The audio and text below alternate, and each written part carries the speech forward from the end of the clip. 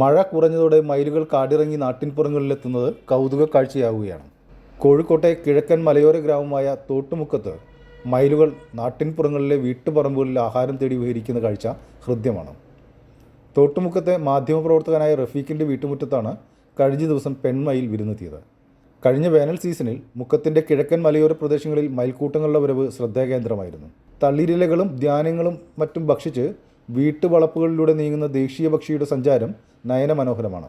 സംരക്ഷണ വിഭാഗത്തിൽ ഉൾപ്പെട്ട പക്ഷി എന്ന നിലയ്ക്ക് ആരും ഉപദ്രവിക്കാത്തതിനാൽ ഇവർക്ക് നാട്ടിൽ സ്വതന്ത്രമായി പറന്നു നടക്കാം. നല്ല കേൾവിശക്തിയും കാഴ്ചശക്തിയും ഉള്ളതുകൊണ്ട് തന്നെ ശത്രുക്കളുടെ വരവ് വളരെ പെട്ടെന്ന് ഇവർക്ക് തിരിച്ചറിയാനാകും. വരണ്ട പ്രദേശങ്ങളിൽ കാണപ്പെടുന്ന മയിലുകൾ കേരളത്തിലെ പലയിടങ്ങളിലും വ്യാപകമായതായാണ് പഠന റിപ്പോർട്ട്. കാർഷിക വിളകൾക്ക് മയിലുകൾ ഭീഷണിയാണ്. മയിലുകളെ പിടികൂടുന്നത് 7 വർഷം വരെ തടവും 50,000 രൂപ വരെ പിഴയും ശിക്ഷ ലഭിച്ചേക്കാവുന്ന കുറ്റമാണ്. അതുകൊണ്ട് മയിലുകളെ കാണുകയും പീലി വിടർത്തിയാടുന്ന മയിലാട്ടം കാണുകയും ഒക്കെ ആവാം. പക്ഷേ ഇവയെ പിടിക്കാനോ ഉപദ്രവിക്കാനോ നിൽക്കരുത്. Enlight media, Mukkam.